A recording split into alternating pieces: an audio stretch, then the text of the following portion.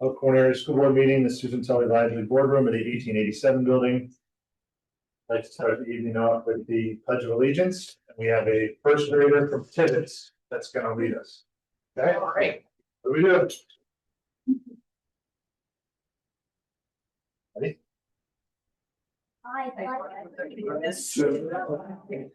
United States of America.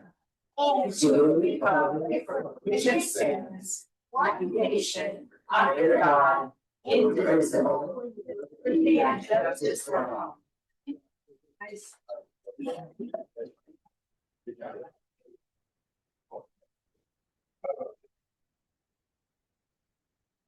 Thank you, Jack. Okay.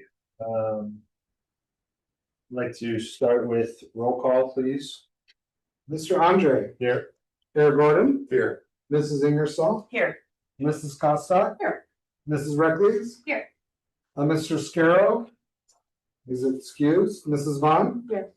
Mr. Grieving. Here. Ms. Krakowski. Here. Okay, we do have a quorum.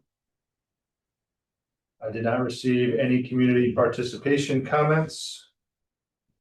So let's get right into it with the new course proposals. All right. I have 3 new course proposals tonight for approval. From the Modern Language Department at the high school. The 3 courses that you'll notice don't follow the traditional Spanish sequence. They're more courses that are kind of outside the box thinking. They're specifically looking to try to align more to students' specific career pathways. So the first one that I'll go through, can we kind of do them all as a group? Does that work? Just fine for everybody? Okay, perfect. All right, is the Spanish conversation course. This course is more for our students who want more opportunities to be able to speak conversational Spanish.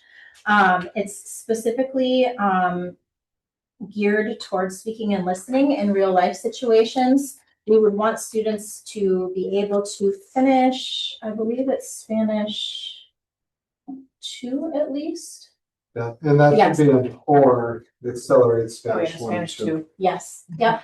Then the Spanish for the Workplace course. This course is specifically for students who are looking to improve their Spanish speaking skills for their future careers in construction, food service, law enforcement, landscaping, and in agriculture. And then the last one is a second course to follow up our Spanish for healthcare for professionals. This course ran for the first time this year, and we got a lot of student interest, and so we're looking for the second level for this course as well. Trying to help with that medical field pipeline and specifically providing for our population who speaks Spanish. I had the opportunity, especially when you think about how many kids we have in our HOSA CTSO, we're really trying to gear this course toward those specific students. I had the opportunity at the HOSA competition this year to be able to judge a competition. And one of our participants, there was a scenario base where the students had to come in and they had to read a scenario, and the participant was a Spanish speaking 70-year-old woman that they had to remove a urinary device for them. So they had to learn how to use the medical terminology as well as bridging that gap in the language as well. So anyway, these are our 3 courses that we have. Questions? For each trimester long. Yes. 1 trimester, yes, that's correct. How many students are we talking for each Well, segment? for the medical professionals, the healthcare for professionals course, we got 1 section of it this year, so we're Okay. hoping to have that again. The other 2 haven't ran yet. Okay. So we're just hoping to pull at least 1 section and then grow it from there. And I'm assuming that there's been, interest expressed by the students to go Yes. further with it. Yes, yep. And how, The students have like said, you know, that traditional sequence might not necessarily be for me, but I might be interested in Yeah. doing like a one okay, one try. so these Yeah. courses, they have to take Spanish 1 and 2 prior? Just for the Spanish conversation class, but the Oh. other two courses, not necessarily. Okay, Uh-huh, so those two could pull in kids who haven't had Spanish. correct. They're just really trying Just to learn learning the language around that in the- career in that pathway. career path. Got it. Mhm. Yeah, Are there, I mean, is this gonna require, overtime or, overload? for each one of our courses that are brand new at the high school, we provide 16 hours of curriculum time during the summer for teachers to be able to write that curriculum.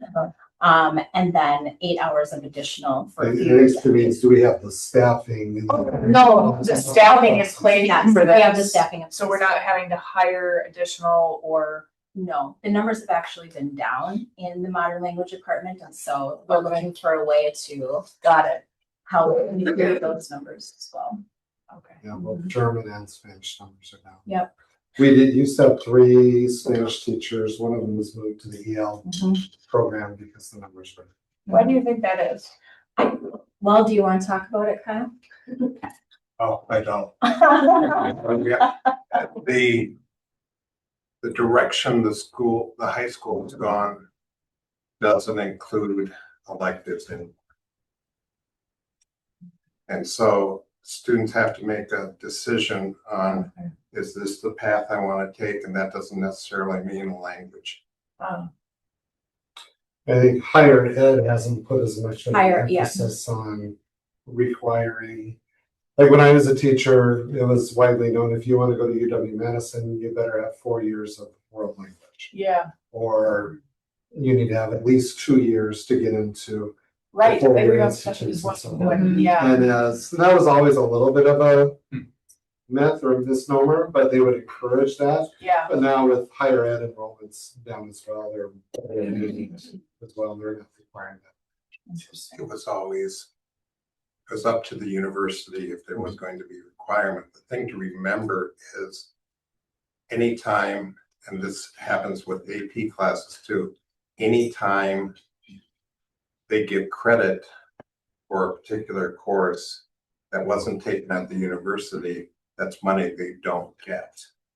So they really encourage, so that bit about you had to have 2 semesters or 2 years of a language, it depended on the college. Like at Madison, you could go in with no language at all.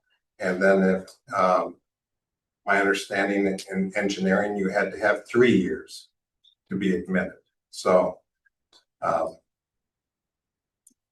there wasn't a blanket.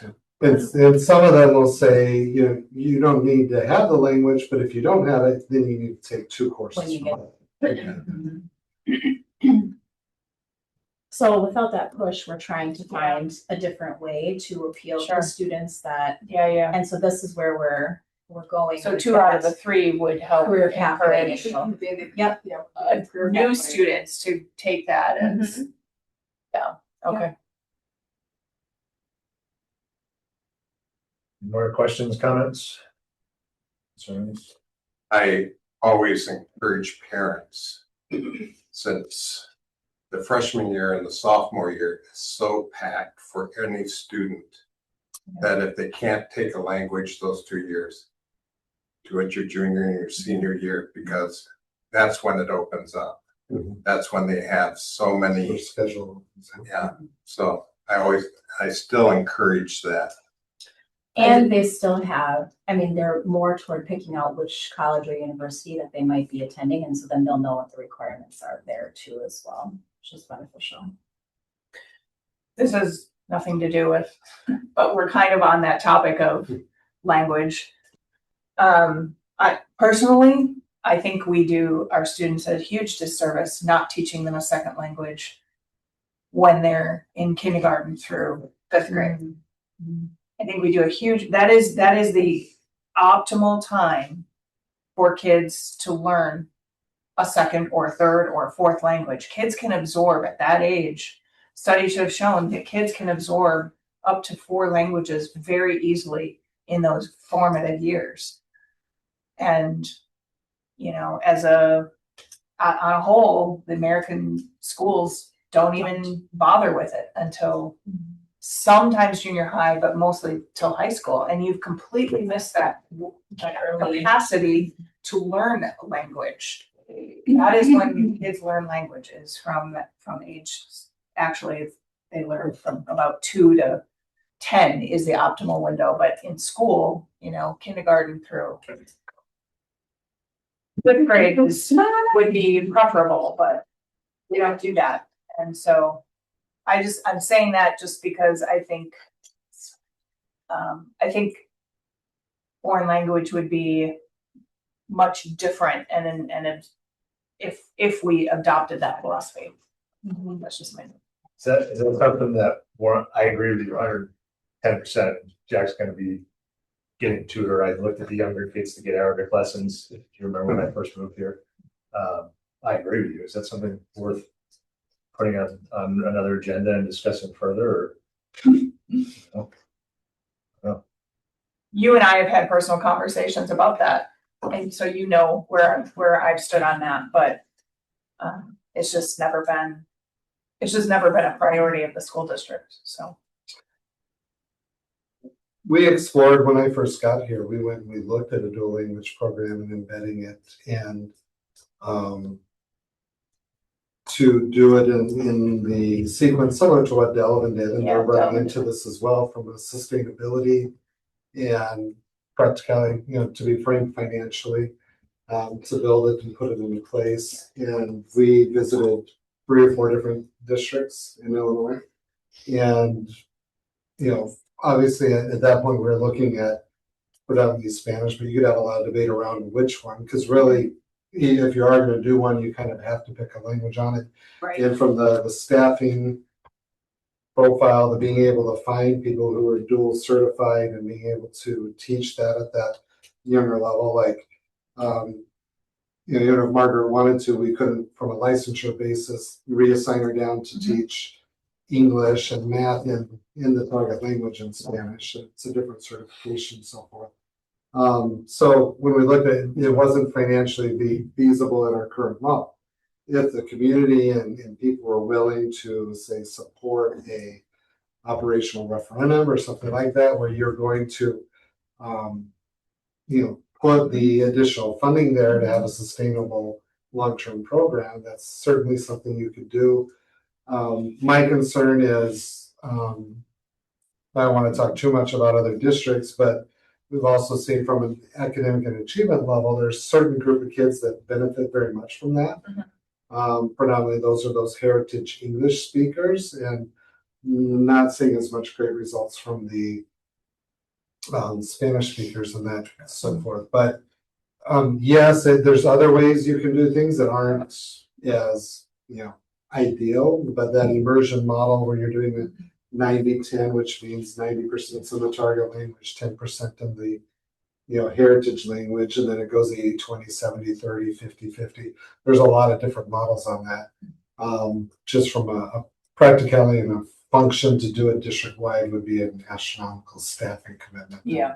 And expensive. And that's really why I've never pushed Now, it. in Wheatland, we did do a Rosetta Stone where we had a license and we staffed during what was our response to intervention time. The kids who didn't need tier 2 or tier 3 interventions would rotate through the language lab, and we had that staffed with teachers where they could choose between 28 languages.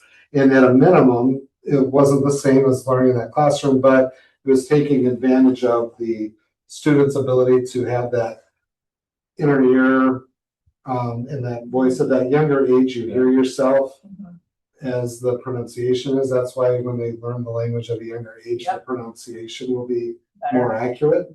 And that's why sometimes when you come over as adults and they're head what they're hearing, yeah, I pronounced it perfectly, but it's not perceived the same. So at least they were getting that exposure and that development they could work through, you know, Spanish 1, 2, 3, or 4. We also had kids doing Hebrew or there were Chinese. It was all the same question.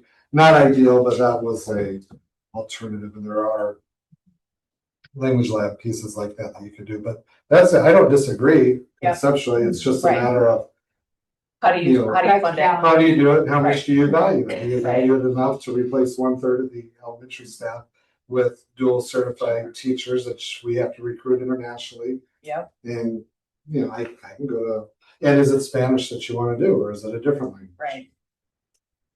Yeah, I'd be out of my scope in other areas, but yeah, and then is it a required or is it an optional program? There's all those pieces.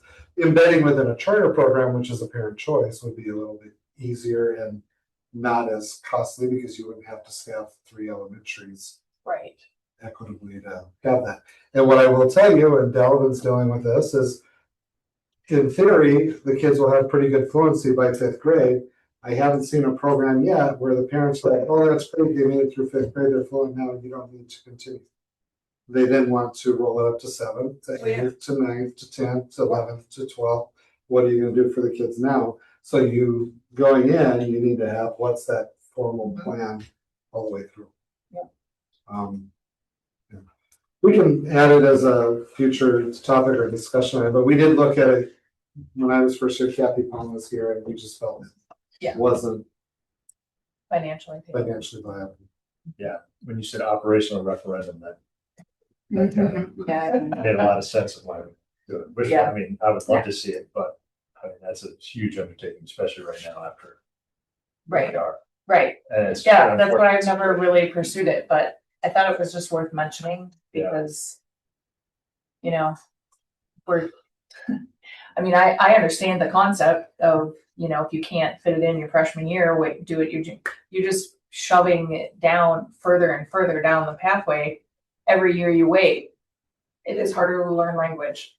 Although, when they do it their junior and senior year, they're more likely to do better on the placement tests than if they took it their freshman sophomore year. Yeah. And they do it with intention. By junior and senior year, they're doing it with intention. Versus my kids that took it freshman, my older kids took it freshman and sophomore year because I told them 2 years of language and they don't use their language. Whereas my son is now in German as a junior. He took accelerated German 1 as a freshman. He's taking German now, finishing the PAC junior and senior year. Yeah. So circling back to this though, I think in Mario, you were here for, they were discussing, kind of the creativity that you guys have put together to put some relevant courses that would interest the students in taking. And the expert is here. Yeah. Yeah, we were looking at our curriculum and our students have said to us, wow, I wish the healthcare program was there before, especially the seniors this year. They're like, I'm jealous. And they wanted to see the book we were going to use. And they said, well, you need to go farther than that. So that's why we proposed the second level, because they were very interested in that. And we have so many students in HOSA right now. And so we thought that was an easy one. Yeah, that totally makes sense. And then Spanish conversation. Speaking is the last thing that you master when learning a language. So first you can listen and then you can read and then you write and then you can speak. And speaking is hard. And kids have said they want more practice with that because that's what they're going to end up doing as adults. They're going to talk to the people in their jobs. They are going to talk to their coworkers. They need to be able to speak Spanish, and it's not just verb conjugations and adjective endings. That even if they get them wrong, they need to be able to understand and hold a conversation. So that's where we came up with that one. And then we have a lot of students that are going into the trades, who have never stepped into our room. And the kids have told me, because I get to meet them during study hall or when I sub for a class or in SST, and they've said it would be nice if you had some kind of class where we just learned the basics to survive at work so that we can communicate with our coworkers just a little bit. And so that's where we came up with Spanish for the workplace. And depending on what the kids are going into, we can specialize the course more towards their needs. I was just having memories, you know, despite living in El Salvador 2 years, I came back and worked at a factory. I learned lots of words I know. None that are probably conversation. Am I allowed to teach those? Very good side. See them on there.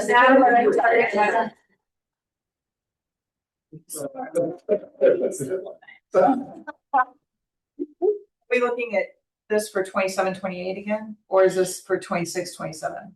For 26, 27. Okay, all right, so the curriculum is already, She's gonna be working on it this summer. Oh, okay, yeah. okay. When will students have opportunity to Yeah. sign up then? Because we've already done schedules and whatnot. Yep, Next December. Next January. January. So the course guide, but they won't start we'll be until. available. Two or try three. Yeah, No, it'll be the next year. Next school year. they missed. Until 7/28. So it'll Okay. So we have a be, course guide next year. Okay, yeah, that's where I was going. Misunderstood the same way you did. It's ready for scheduling. Got it, Next but it won't be implemented till Correct. 27, Yes. 28. Uh-huh. Got it. Yeah. Okay. It's always kind of like 2 Sorry, I years wasn't out. clear on my Yep, question. that's all right. Okay. It's good. Any more questions, comments, concerns? Okay, looking for a motion. Move to approve the EAHS new course proposals as presented. I'll second it. Been moved and seconded to approve the EAHS new course proposals as presented. All in favor? Aye. Opposed? Motion passes. Okay, Thank you. moving on to the Thank you. approval. Oh, sorry, thank you, guys. Thank you. Moving on to the approval of the minutes, we're gonna have to. We either break these up or can we approve them both at the same time with a roll call? Because Mrs. Ingersoll's not here, You can just do them both. doing both, okay. You guys had a minute to check them out and look for a motion to approve the minutes. I move to approve the minutes of the May 11th, 2026 regular and closed session school board meetings as presented. Last second. It has been moved and seconded to approve the agenda of the minutes from May 11th, 2026 school board meeting. For an open and closed sessions, roll call vote, please. Mr. Andre, Yes. Eric Gordon, Yes. Mrs. Ingersoll, Abstain? Mrs. Costa, Yes. Mrs. Reckles, Yes. Mrs. Vaughn, Mr. Grieving, Abstain. Ms. Krakowski,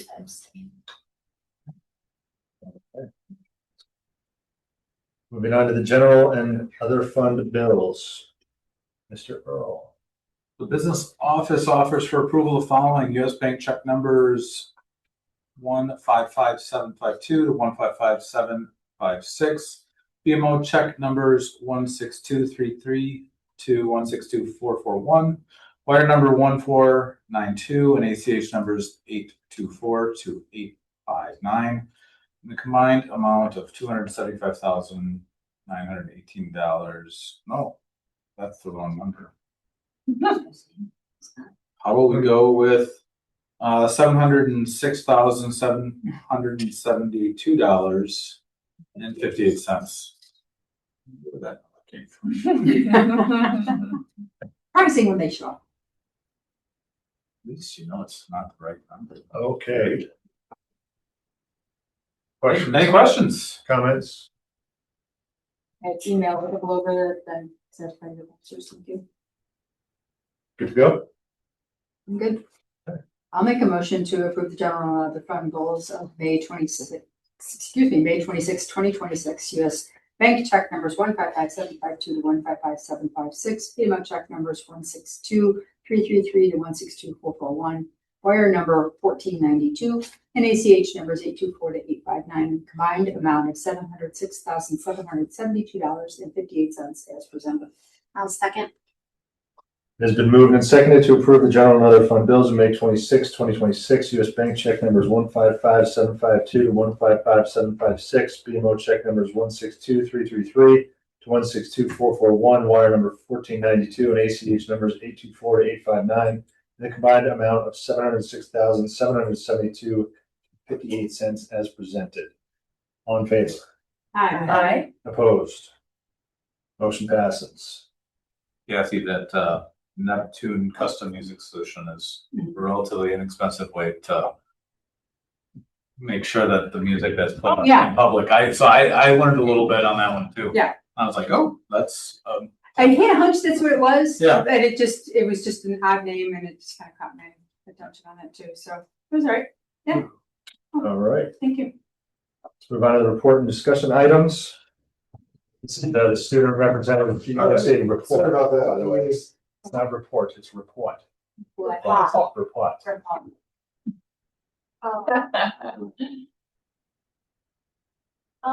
Anyways. You send it via email? Yeah, I wasn't in there, so I shared it with you like 30 minutes or There you go. All right, let me start the recording again. I just turn it off because I never know what's in me. I don't want confidential stuff to be sure. posted out there. All right, so there's that. There. Okay.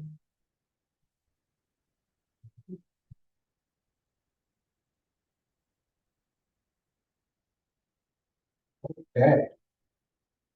For this one, we wanted to do something a little different, so, cause it's the last one, what we did is we talked to all of the principals or like highest administration we could from schools and wanted to just ask them about their favorite memories or what they were most proud of this year.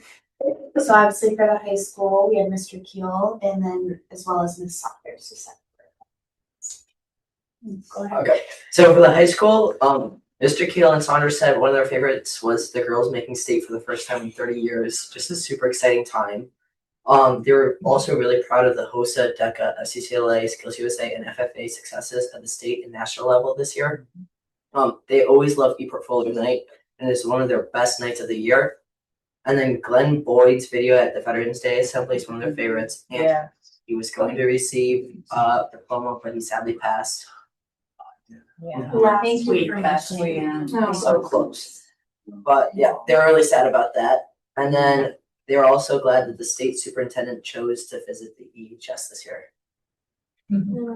Yeah, all of Glenn's family, like, they emailed the entire senior class and invited him to his visitation stay. And a lot of people didn't do that, but yeah, like, literally a week before graduation.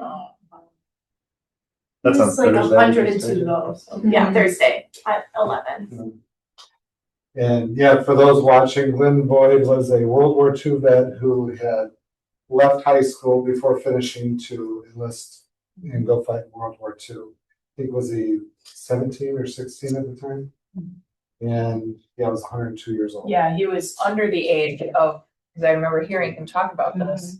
He was under the age of when he was supposed to be in the armed services, but Yeah. he lied and told them that he was of age and got in. Greatest generation. Yeah. For where is that visitation? It's at, right in town next to the hardware store. I don't remember the Hazy. name. Yeah, How's it? Hazy Lockwood. yes, that one. Thank you. The only female home. Right. Yes. Thanks. And yeah, at 11 or 12. That would make sense, wouldn't it? At the middle school, Square talks about a lot of the student stuff, a lot of their accomplishments. Finding Nemo Junior at the at the middle school was a really good musical for them. And then they also had high school students that helped out with that as well, helping the students become actors, working on their stage presence, everything that goes into a musical. And then also, of course, the chili cook-off. It's always a super good event, but it had a really good show up this year. And then the March Madness basketball tournament, students and staff they're always super excited and involved with that event. And then, of course, the 7th grade youth football team with their huge win in the fall. That was a really big moment for them. She was super excited about that as well. And then she also wanted to mention all of the awards that were given to students throughout the entire year for their positive behavior, whether it's for like good sportsmanship, grades, responsibility, the stuff that the middle school gives out to help celebrate those students. It's one of their favorite parts. So at Jackson, one of their favorite nights was the art night, or the night to show off the artwork around the school and create new pieces of art. They also enjoyed the color run, a chance to get all together and get ready to move, moving to raise money for the PTA. They put up their reading cafe at night to read all sorts of books and have snacks with their parents. And then Tom Watson visit. He's a famous author who came to visit their school. He read to the kids and taught them how to draw his illustrations and signed books for them. And then they had their K-2 spring program, a concert for kindergarten to 2nd grade with songs that revolved around spring. At Jackson, Mr. Frost, Tibbetts, thank you. At Tibbetts, Mr. Frost talked a lot about the student council and the events that they did this year, which is led by Mr. Fox, and the students were able to do some things like help provide a hot air balloon that the students were able to go learn about. A presenter came in and shared facts and different ways to care for different animals with the students. And then they also had a musical laser light show that was put on by the student council, and then an inflatable obstacle course that everyone loved that went in the gym.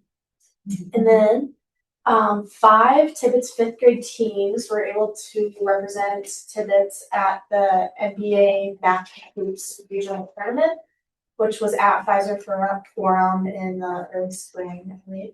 And then 2 teams were able to go undefeated in all the different games that they had, and they made it into the semifinals, which was a first for our school. And then one of the teams ended up winning the championship, and they were able to get some trophies and have basketballs signed by Miles Turner. And then aside from the wins, all of the students, he remarked about how they played with excellent sportsmanship and did a really good job representing the school. So at Westside, their PTA invited all the 5th graders from the district to the tailgate mixer, and it was a huge success. A lot of new friends were made, games were played, and a lot of food was eaten. 4th graders presented biographies during their wax museum at the spring showcase. They also raised over $15,000 for the American Heart Association. The students did this with like the slime thing. They raised over 250, participated in an all-school assembly. And then students dressed up as a book character from their story that they were reading and gave a presentation. And then for 100 days left of school, students and staff dressed up as 100 years old.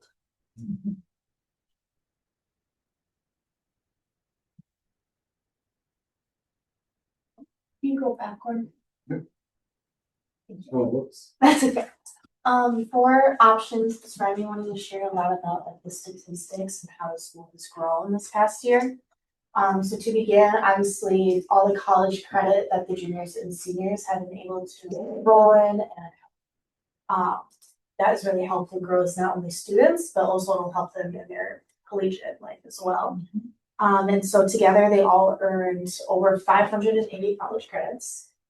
And then they celebrated their 11th anniversary with the highest enrollment in school history for virtual options programs for K-4 through 12. And then, of course, with that earns the recognition as Wisconsin's #1 virtual school. And then going with the growth of options, they were able to double their K-4 through K-5 program. And that also went with the creation of 2 classrooms for that for the first time. And so obviously that leads to more space for them, so more of them can grow and more numbers. and then also expanding the outdoor learning experiences as well.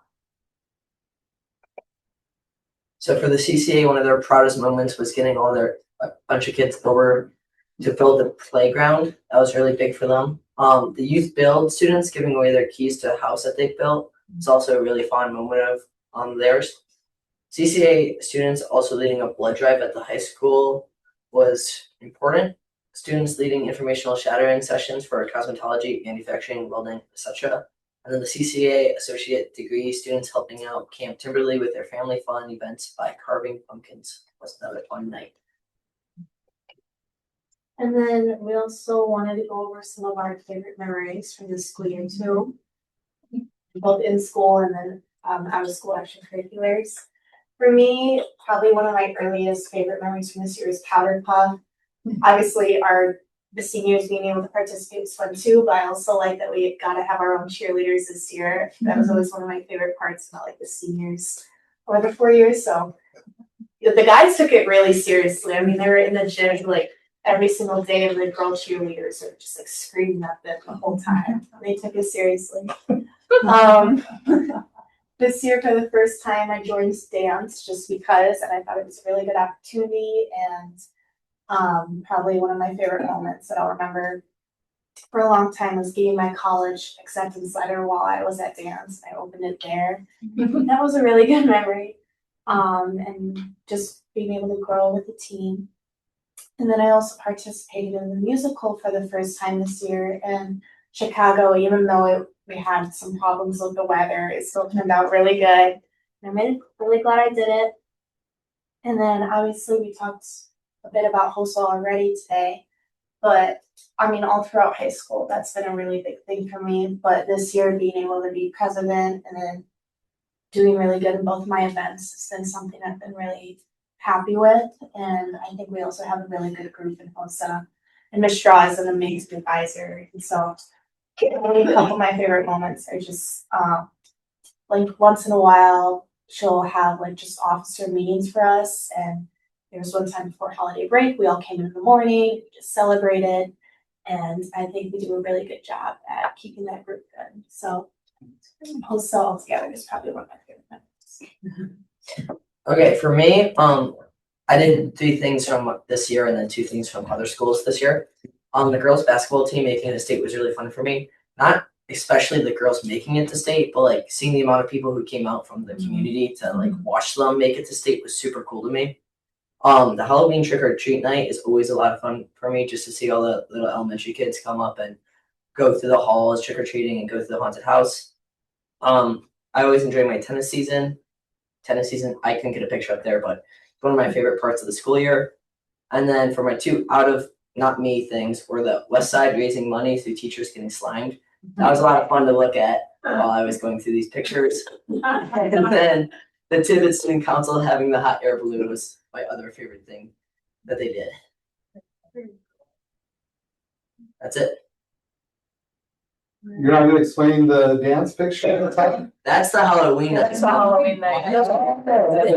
Is it princess? I don't know why you put me in Genevieve. I thought it was like your side continued. That's all, okay, got it. And then, yeah, thank you. Well, thank you both. Did we not have enough going on, you just decided to do the dance and musical too? Yeah, it's like, why not? Yeah, no. Put it all together. You guys have been, I've been on the board for 8 years. I think you guys have, so I've seen a lot of you guys come through over the years, and you guys have been super engaged and willing to share with us and willing to give your perspective. And I know I've appreciated that. So you're gonna be a senior next year, right? Yes. So are you gonna continue on the school board or? No, I think someone else should have an opportunity to do it. All right, well, thank you both. Tomorrow,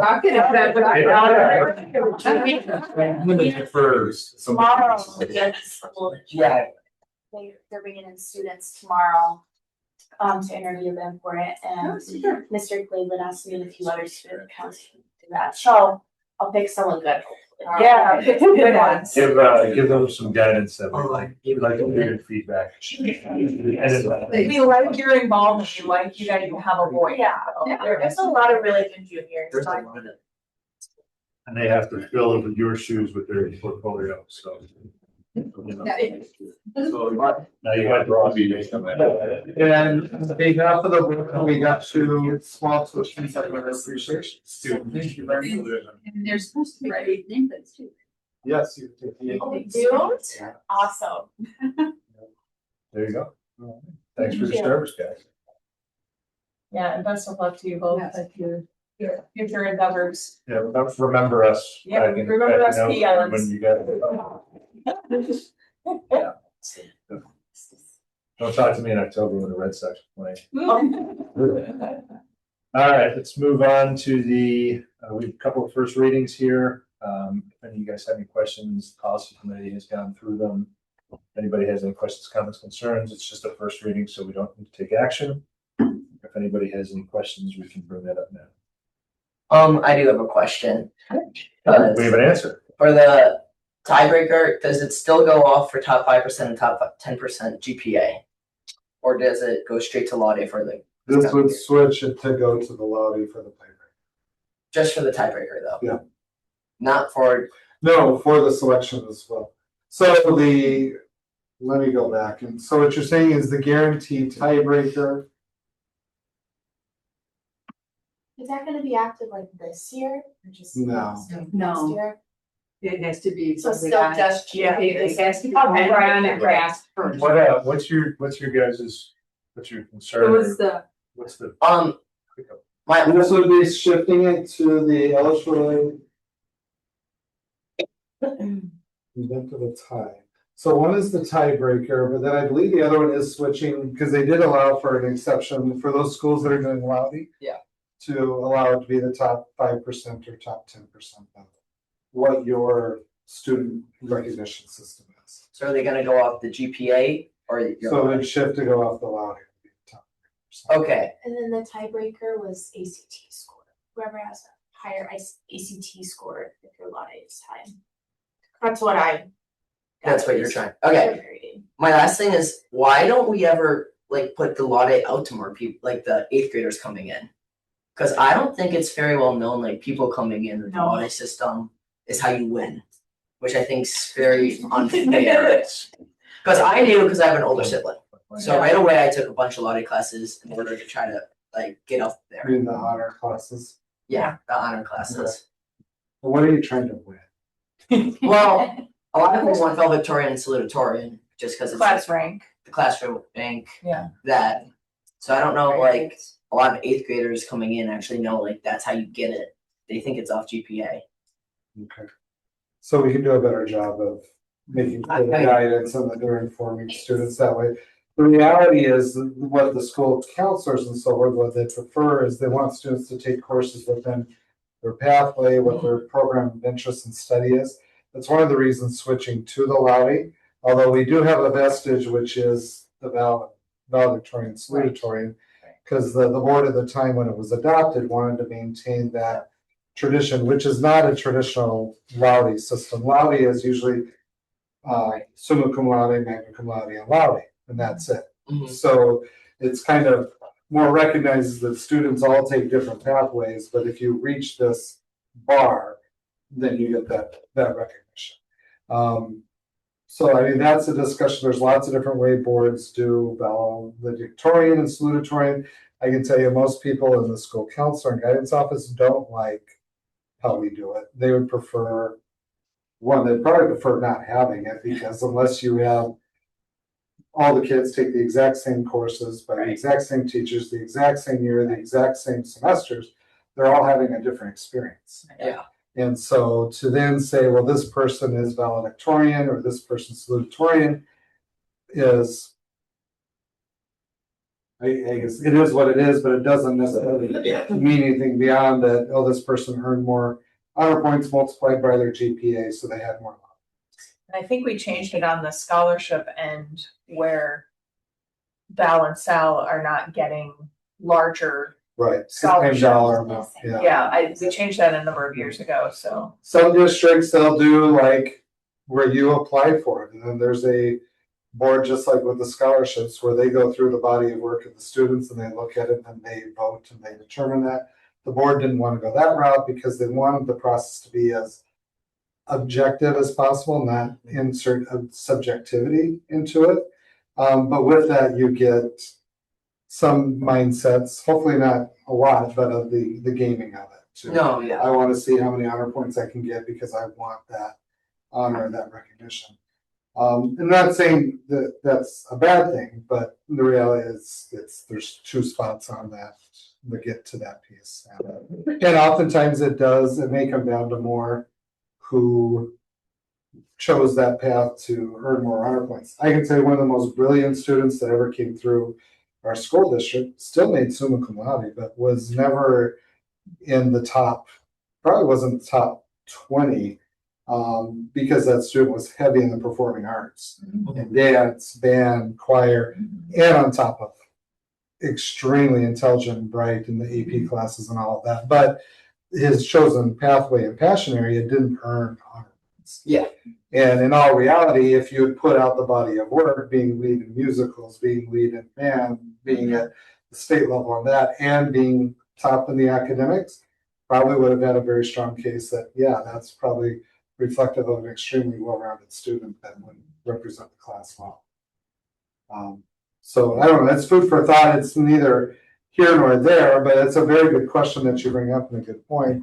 One, I'll take that feedback back that we need to make sure incoming freshmen really understand. For sure. If you're looking at that summa cum laude. It is presented to the parents, because when we go into that freshman orientation meeting or whatever, Yeah. it's given to the parents, but. Along with how much other. Right, and it's Yeah. incumbent on us then to try and communicate that to the student, and they really don't get it. And honestly, when my first freshman went through, I didn't get it. Yeah. You know, so that's part. So we're on our 4th year of SST right now. And every year we take a look at that curriculum that takes place during SST. This would be a perfect place this summer when we go to review that curriculum to be able to add that piece into there, that component more for the freshmen. We spend a lot of time at the freshman level during SST talking about GPA and just helping you understand the ramifications of GPA, but I think inserting more about the Laude will be good. I know it's mentioned, but I don't know how much it sticks. And so maybe not just talking about it the freshman year, but bringing it in sophomore year again, and then junior year, and constantly reminding about those pieces as well, I think would be important. So I'll take that feedback back to the counselors for sure. I don't think like Laude itself is a bad thing at all. I just think like if that's how we do our class rank, I think it's only like good for students to know. Like I know myself and like a lot of other people just like didn't know how it worked at all. It's like junior year. And like social studies forum, like a whole debate class that we have at the high school. We've had a topic just about Laude. And a lot of people have said like discussing how it works in either like freshman class meetings or freshman SST would probably help a lot with that. Because I don't think like Laude is a problem. I think it's just like no one really gets like a lot of the teachers don't. Like I know I've asked like questions like my junior year, they're like, I don't know. And it's just like obviously it's not their fault. It's just like if that's how we go by things, I think just understanding like the process. For everybody. Yeah. I can see what you're saying. And in particular, with families that are pushing their child to be salutatorian or valedictorian, they're going to start orchestrating what courses they're going to take. And especially if they had a brother or sister that had been in one of the two spots, that's guaranteed to happen. That's why a lot of districts have gone, no more salutatorian, no more valedictorian, we just recognize the cum laude, Right. and then magna cum laude. And summa, yeah. And summa cum laude. Yeah. And then they might have people apply to be the graduation speaker or the student's volunteer student council. What are the universities doing now with regard to ValSal? Are they recognizing those? They're all already selected well before they would even know that. Okay. Whoever's ballots. So it's true, yeah, I guess so. So there's not a huge advantage. I don't know, did Boston, you're a senior, did Boston come back and say, hey, if you become Val, we'll up your scholarship or? Well, what you do, like when you apply during the fall during Common App, there's like an unweighted class rank and then a weighted class rank. And then, you end up sending like at a mid-year report and then like obviously at the end of the year, I send in my stuff, but it doesn't like change your, unless you did like a merit scholarship maybe, but I didn't get one from Boston because there's a lot smarter people there. But I mean, maybe, but I don't necessarily think so. It's My just, like, understanding once- is pretty much all set. Okay. Because, and we decide later than anyone because the boards also, which I appreciate, has insisted that we don't determine that until they're done. Yep. Most districts will do it after their second to last grading. But then that makes like the third try when wait down. And universities unweighed the grades that they receive from students. They, for those that had That weighted have grades, weighted grades, they yeah. have their unweighted. it's always a Yeah. 4-point Yeah. scale. Yeah, interesting. Thank you guys for sharing. Yeah, Okay. and thanks for your questions. Yeah, that's, share that with the incoming, do appreciate your perspectives. So that's food for thought, and as we're going through the policies, the Val and Sal policy will come back up, and Yeah. that is unique to us, not that that recognition is unique to us, but it's a, like Elkhorn Mhm. only, Neola doesn't have a policy like that. So Right, and I do know that a That's a lot good of time schools for have us to moved review away that. from the bounce out. I don't think you would have any objection from our school guidance office. Mhm. It's more of a legacy, holdover. It's kind of a cultural Americana. Yeah. We want, who's that first, who's that second? We haven't had drama for several years, but it has Yes. caused some significant drama and Yes, it has. angst in the past, Yeah. unnecessarily. Do we wanna discuss this more in the next policy meeting? Or do we wanna leave it, or is this? Yeah, I more wasn't, discussion did you about it? discuss this at the last policy? I mean, read it, Prior to we, tonight? well, we have discussed Yeah, that, we we looked it over, but, this. Okay, I mean, do we wanna look at moving away from it? If this is something new to us, or if What's it's the blue with that? Yeah. This one's not related to balance Sal. Right. So this is the law day system specifically. this is aligning for the purpose of admission and Right. to the UW system. I think it makes a lot more sense to do like the guarantee based on like the law day class rank, because that's how we do our class rank. That's how they do it, yeah. That's what we were. Cause I was like, yeah, I just think that makes more sense. So what would happen is that Wisconsin guarantee tiebreaker policy would be. And we go with I would personally always go with the GPA from my standpoint, but I mean, I just know there's a lot of people who do crank out the law day classes, and as you said, there was a top 20 person who didn't get top 20, and that person would have never gotten the Wisconsin guarantee. They did, they were still summa cum laude. Yeah, but I mean, But I think that person might be graduating from UW Madison. But like my son said, my son didn't have a high GPA. He took a lot of rigorous courses. He had a friend who said, well, how is your class rank higher than mine? And he pointed out, well, if I took the classes you took, my GPA would be a 3.92. You're not pushing yourself on taking any rigorous courses. Yeah, So do you take a kid who doesn't take any right, honors point classes or only takes 2 or 3? yeah, They take a bunch of easier or less rigorous courses to boost their GPA. Yeah. To get into UW Madison. That doesn't guarantee UW Madison. Well, because of the state law, if you're top 5%, then you'd have, I don't think that's as reflective of what UW Madison would like to see either. Students who were taking easier classes to get into the college and not pushing themselves.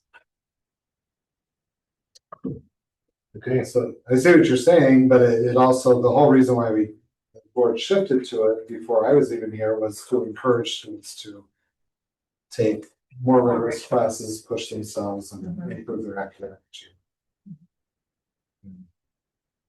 makes sense.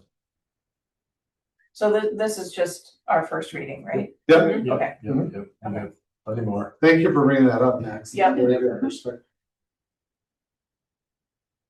Okay, no action needed, so let's move on to the recommendations of the district administrator, Mr. Tadlock. Great, student handbook. First reading. Yeah. Oh, apologies, I crossed it up early, yep. So, same thing, do we have any I have questions, a comments, question, concerns? yeah. Okay. Section 4, pages 13 and 14 of the actual handbook pages.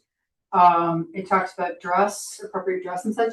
It seems repetitive, and I don't know if I'm just missing something in the presentation here. But there's a whole list of bullet pointed items on page 13, and then it goes on to page 14, and it bullet points the same items.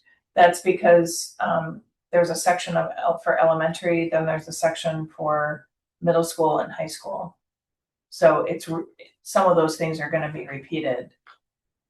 Because it's linked. Well, I see it It's now, like right at the everything. bottom of page 12. Yeah. It says elementary, I got it now. Okay, super, thank you. Yeah. Appreciate it. We used to have different handbooks, then we melded them together.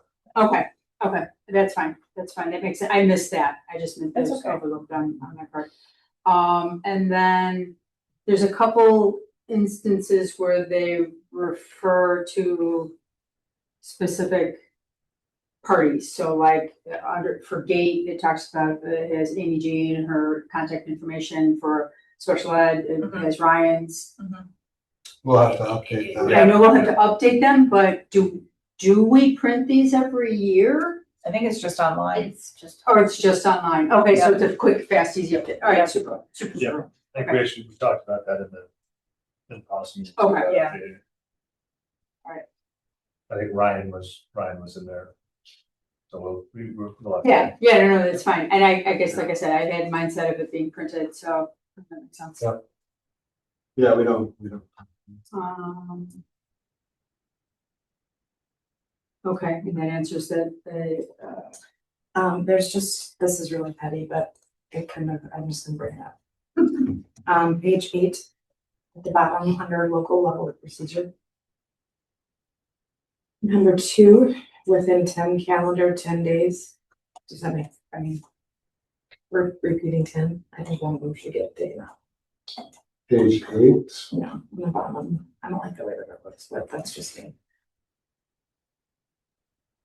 oh, yeah, It's repetitive. either that or the 10 goes in parentheses after the word 10. So right at the number Above 2, page, if the right. complainant is not satisfied with the coordinator's response, he or she. That's a different procedure though. So we have to start an investigation of the written complaint within 10 calendar days after receipt of the written complaint. Correct. If the complainant is not satisfied with the response, they have 10 days. So they have 10 days to. Right. Activate, Right. and then they have 10 more days. You're not understanding what she's talking about. This should be next to this. Yes, correct. Oh, Just like. Just like, it's not in the correct spot. That's my. It's grammatical. Yeah, it's not in the correct It's a spot. grammar thing. Like, I know exactly where you're going with It's that. the same, like,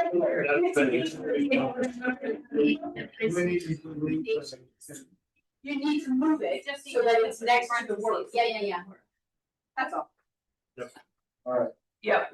It just needs to go, I never did. the word needs to go before the number in parentheses. And Parentheses. the parentheses. And then this, and then numeric. all right. It's that Elkhorn education I got. There you go. Well, Good catch. Consistency, are they, yes, to other phones? Oh, Those are two different devices. Are they? Yes. yes, they are. Yeah. All right. Earbuds would Go be considered into earphones, right? earphones But go all over the earphones are ear. not earbuds. Okay, They are two different things. okay, makes sense. Oh, 2026. Listening devices. First world problems. Yeah, Because, well, you didn't say I couldn't have headphones. There you go. right. Should we change it to personal listening devices? Ding, ding, ding. Wow, serious questions. Let's just make another acronym. Just make it broad as possible. Right. So listen to personal. You don't know what's gonna be invested in 2 years. Right. Yeah, you're right. You're right. So, Oh, there's already, they have them where you just bite on it in your mouth and it vibrates your inner ear. Oh, really? Well, Yeah, because nobody Nobody can goes swallow for that. you just put, you'll put I'm not- music in your ear. I can't do the technology thing. It's bone vibration, yeah. I can have that other patch on the other side. Yeah, exactly. All right, so make a note of that, Cody, personal listening device. Nobody will know this, but such as headphones, earphones, We earbuds. have to do mouth Mouth sounds and now. So we had to edit on the 10 days and then we We had have that on personal the listening 10 days, device. yeah. Jody will. I.e. earbud. All right. earphone. Thank you, Jody. Thank you, Jody. All right, now we can move on. Recommendation of district administrator, Mr. Tadlock. The personnel sheet is provided there. We did finalize one today that was listed as to be determined, if you looked at that earlier. It is Kate Wolk accepted the position as the Southern Lakes College Academy coordinator, replacing Angie Salamone, who transferred over to options. In the last personnel sheet. Any questions on any of these?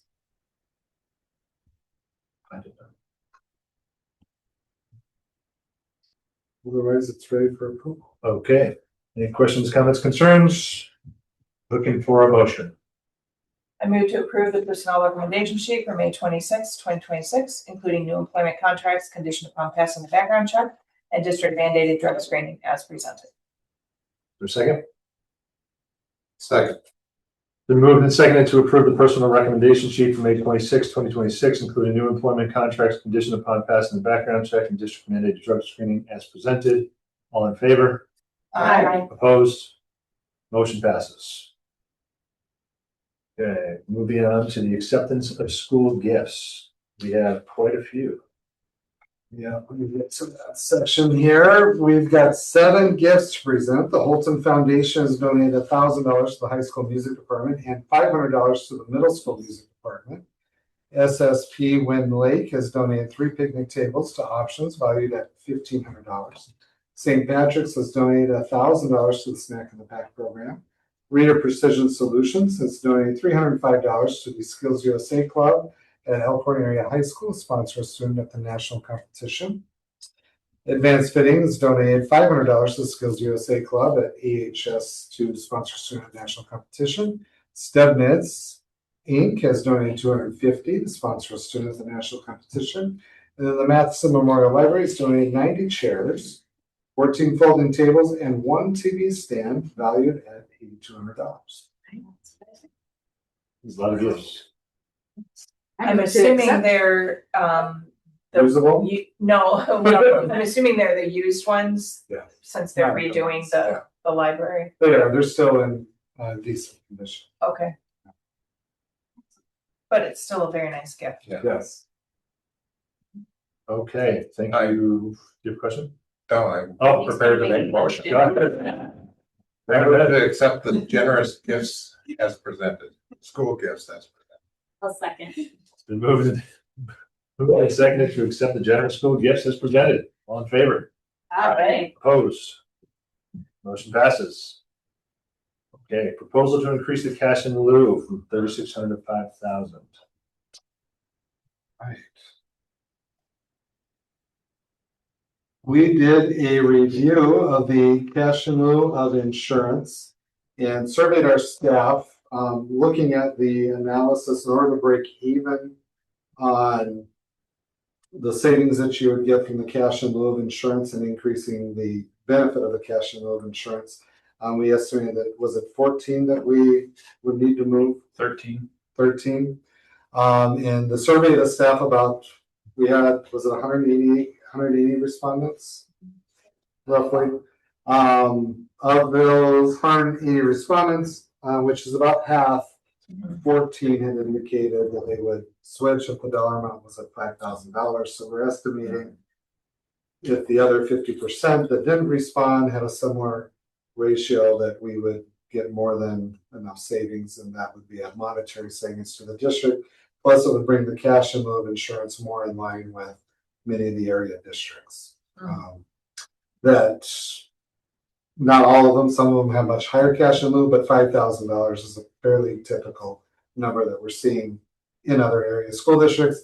And for whatever reason, educators have a lot of spouses who are also educators. So then it puts in that concept where it makes sense. Okay, if I'm at this dollar amount now, it makes sense to switch, and there's savings to the district out there. So our recommendation is that we move from $3,600 to $5,000. So then that will be a will be a savings, As long as we get to that 14th 14th. family. Got it. Actually, right, could be a good way to do it without breaking down Yeah, all the belly buttons into Yeah. how much do you think they cost, and then Yeah. you want to play around with my math worksheet. really You don't. can. All you have to do is put in the number. Okay. The weird byproduct of this would be putting a little more cash in hand for those people who already have cash in. Right? Plus trying to break even. Anytime that we can break even with something and put more money in our employees' pockets, that's okay in my book. How are presently taking cash in lieu? 120? Yeah, And so we only need to get to 14 14 to make up the to make up the difference. Right. because of the cost of a family policy. It's paying over $20,000 on it, Right. so it's about $15,000 savings. Right. So at 13, the cost of the new Uh-huh. be 233,000, and the savings would be 235. And so everybody that we add on after that, because it does change the cost a little bit of our current, because if we up the amount, that's to our cash in lieu, but Right. not as fast as the savings Right. ramps up after that. Yep. So say if we said it was 20, it's $100,000 savings. So that'd be great. Yeah. Or even if it was 100. I mean, if we have 120 right now.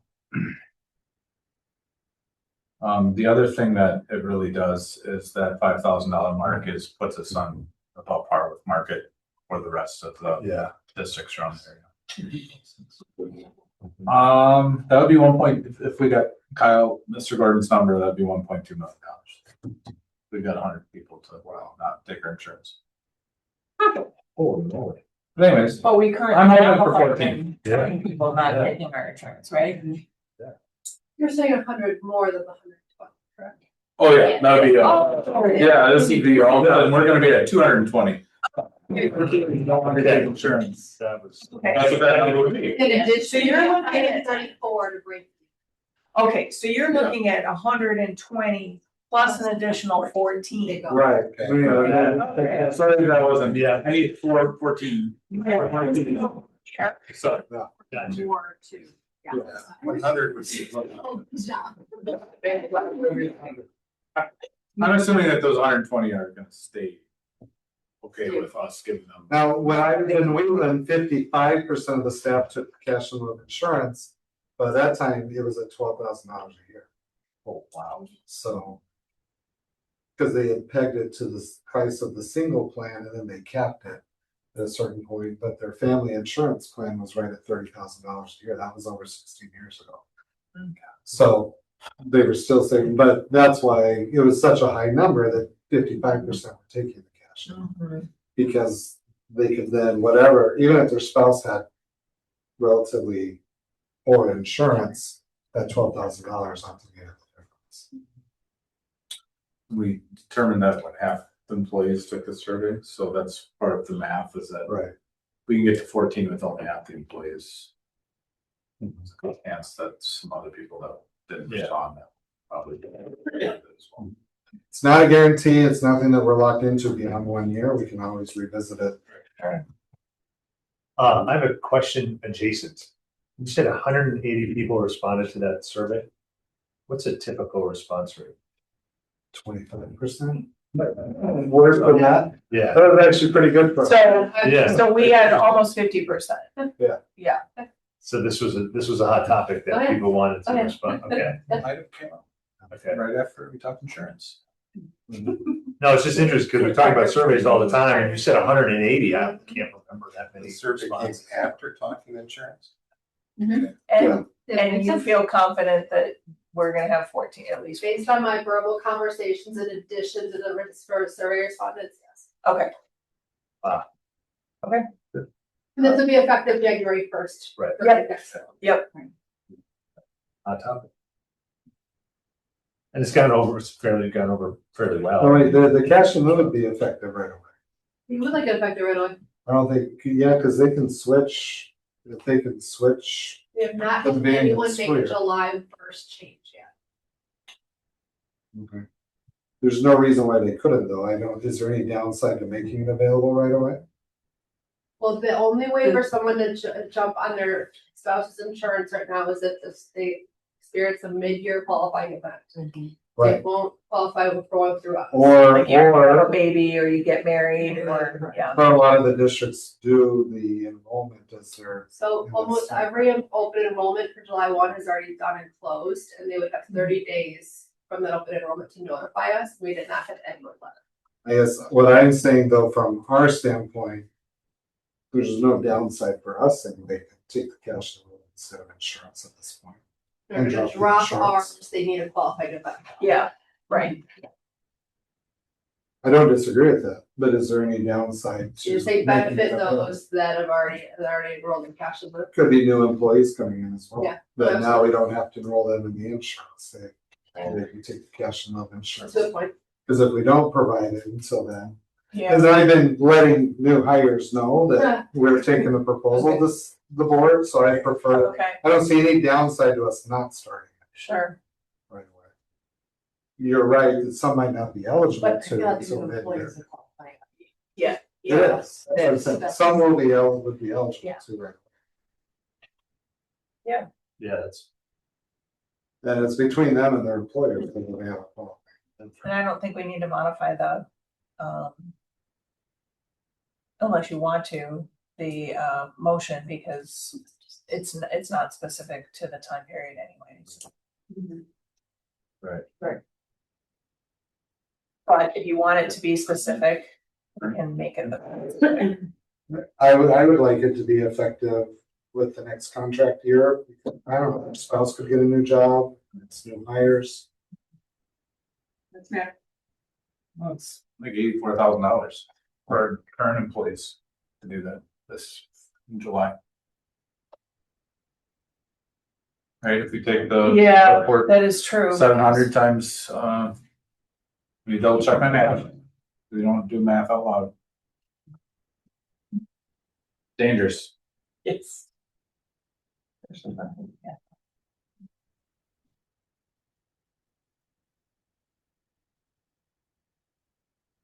Yeah, $84,000.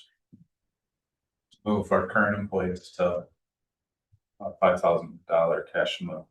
Took the difference, divided in half, multiplied by the employees. So, My concern too, though, is the communication that we share. It's gonna move to 5,000, but it's not gonna start till January 1. Which doesn't align, because the cash in lieu always aligns with the contract, not with the insurance, correct? It works both ways. so Yeah. So we get to 18, that'll do it for sure. With that figured in.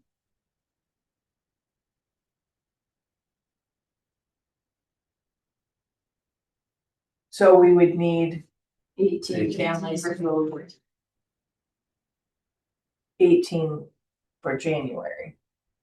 Or If 18 if currently. we were to go this route and give it to the new employees plus. Because any new employee is gonna save us money anyways. Right. You can look at it as like, a net savings of Yep. 20 or $15,000, right? Right. So That's true.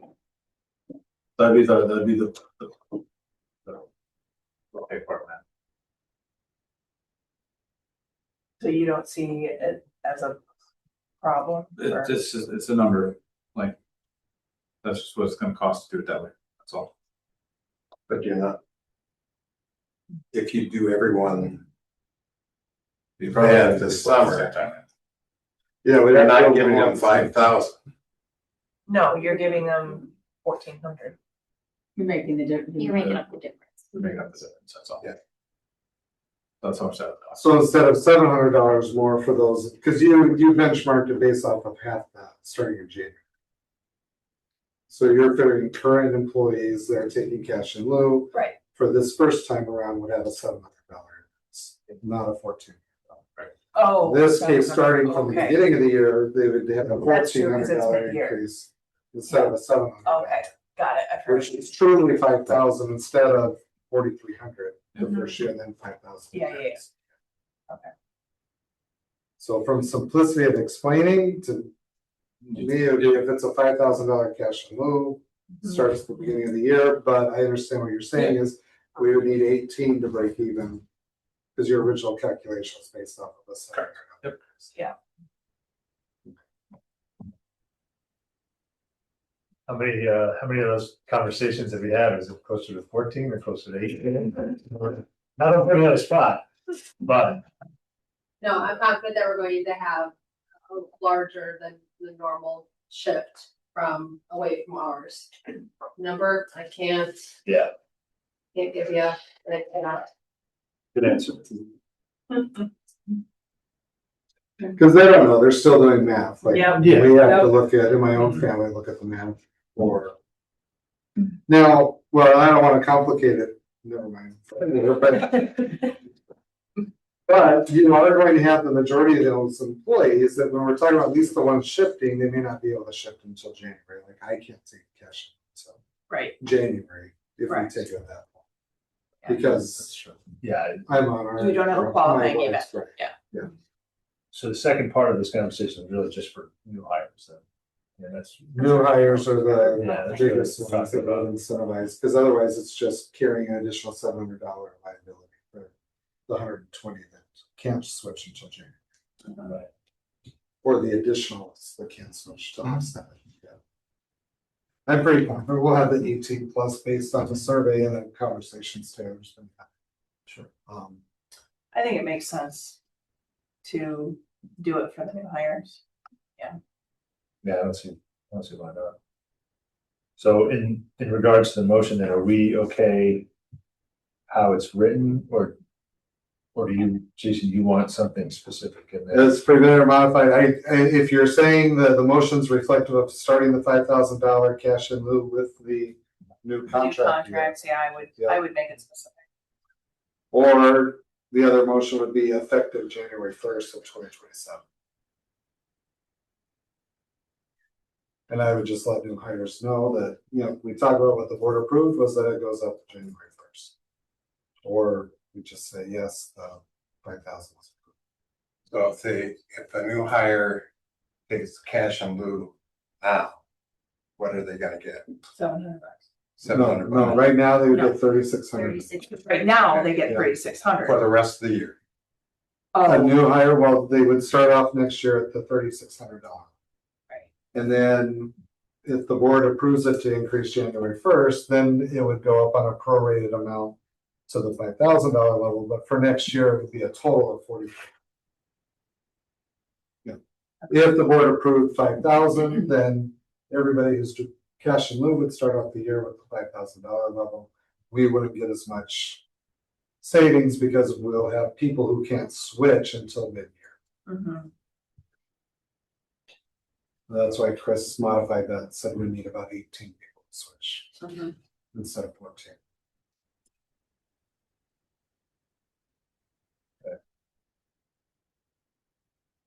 So we're gonna specify July 1.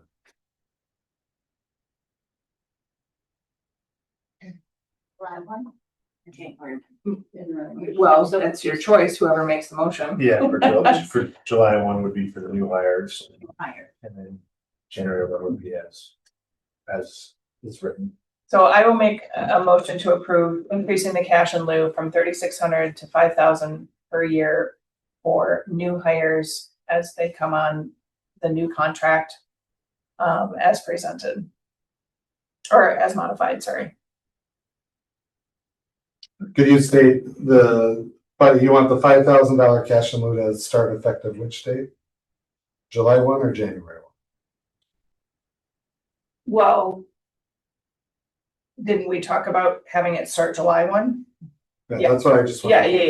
Yeah, so I move to approve increasing the cash in lieu from 3,600 to $5,000 per year for new hires beginning July 1, as modified.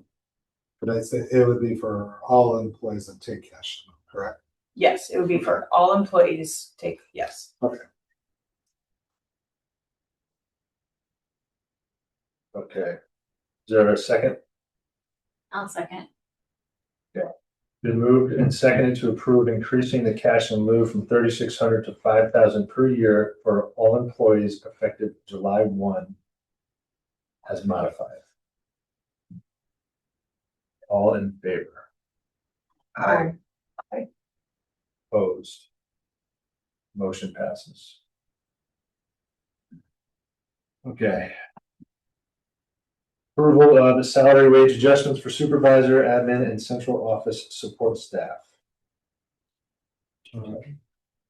The board reviewed the compensation, salary, wage adjustments in closed session at the last board meeting. This is just the formal approval in open session. I move to approve the 2026-2027 salary wage adjustments for supervisors, administrators, and central office support staff as presented. Been moved and seconded to approve the 2026-2027 salary wage adjustments for supervisor, administrators, and central office support staff as presented. All in favor? Aye. Opposed? Abstain. Okay, yep, fair point. Are we okay with the voice on that? Yep. Yeah, okay. So, I got the extension. Okay, got it. Okay. Do we have any announcements? I did put quite a few announcements in the board notes. We do have a closed session to review a legal matter, support staff personnel matter, and propose reorganization of some admin positions. We have the Craftsman with Character graduations tomorrow morning, 9 o'clock at the Gateway South building for anyone who would like to attend. I'm just going in by where the student light van or the youth build van is usually parked. And you'll see that. Options graduation is tomorrow night at 6 o'clock. After that, you can hop on over to the honors night, which is at 7 o'clock at the high school auditorium. And then high school graduation practice will be, sorry, I didn't put that, 9 o'clock a.m. on the high school You have that on your field. calendar, right? Sure do. Okay. You usually don't have to be there right at 9. Yeah, I was just gonna say. Maybe for an hour. Yeah. An hour. Emily said that she has practice at 9 a.m. Yeah, so don't go there at 9. Kyle, what would you say? Usually an hour and a half after that? Yeah, at least an hour. Come over. And we're gonna go around. I stood around. Because what's gonna happen is. Yeah. You're gonna have to make phone calls to wake up kids to come to graduation practice. And, well, I used to say, you have 15 minutes to get here or otherwise you're not going to graduation. And That's I one usually thing. got them out of bed. Miss Brock was like, if you're not here by 9:05, you're not walking the stage. So. All right, so 10 o'clock. Thank you, heads up. And then high school graduation, it looks like the weather's gonna be good again. That's not good. 6 o'clock, Saturday night at the high school. All right. Oh, I almost forgot. The lock-in, is the lock-in Friday night? What? Or they. Yeah, it's like the graduation. Yeah, yes, it is. Graduation. It's Saturday. Yeah, I was gonna say it's on Saturday. I was gonna show you Friday night to work the tables, but. And then we're unlocked. The whole purpose is to keep kids safe. I don't. Graduation. Friday night. Lock-in. No, I still don't understand why 2:30 is. I don't. It used to be. Everybody is that committed. I don't mind the five. Stay over. Was it? Yeah. Back when I did was 5 or 5:30. Yeah, it was that too. I mean, I worked at it. They're basically Why are we letting kids out? They're letting them out at bar time. And, well, post curfew. And seriously, what's so weird? Yeah. I'm like, that's terrible. Why would you let your kids start school when all the crazy day? Who's for the project graduation? You had more stamina than these kids today. No, I went and took a nap. I went to sleep. Oh, I was gonna say, We had we had a big too, yeah. room, they put up the graduation video and everybody. On the couches, and I Yeah. had right on the couch, you fell asleep. I think we should get some board members on the project graduation. I was on the project graduation committee for 3 years in a row. I would go to my kids' classes, and I think only my daughter actually attended, and she was home by like 10. Yeah, and I had like the 10 o'clock shift, so. We did it for prom, we didn't do it for graduation, it was until 6 in the morning. Yeah, okay, so if you'd like to be on the project graduation. Not that, other than that, I would be looking for a motion to move to closed session. I will move to adjourn a contemplated closed session pursuant to Wisconsin State Statute 19.85 1C to discuss administrative personnel position, to discuss a support staff member, to provide an update regarding a legal matter, and to discuss the candidates for the position of Director of Special Education. School board will reconvene in open session for possible action to appoint a Director of Special Education and or to adjourn. Second, okay, Kyle. Got that? Mr. Talbot? Yep. Been moved and seconded to adjourn to contemplated closed session pursuant to Wisconsin State Statute 19.85, Para 1, C, to discuss administrative personnel and positions, to discuss a support staff member, to provide an update regarding a legal matter, and to discuss the candidates for the position of Director of Special Ed. School board will reconvene in open session for possible action to appoint a Director of Special Ed and or to adjourn. All in favor? Has to be roll call, my bad. Yep. Mr. Talbot, roll. Yeah, same you do. Mr. Andre, Yes. Eric Gordon, Yes. Mrs. Ingersoll. Yes. Mrs. Costa. Yes. Mrs. Reckles. Yes. Mr. Scarrow's excused, Mrs. Vaughn, Yes. Mr. Grieving, Yes. and Ms. Krakowski. Yes. Passes. Take a couple minute break real quick. You're on set to say since we're.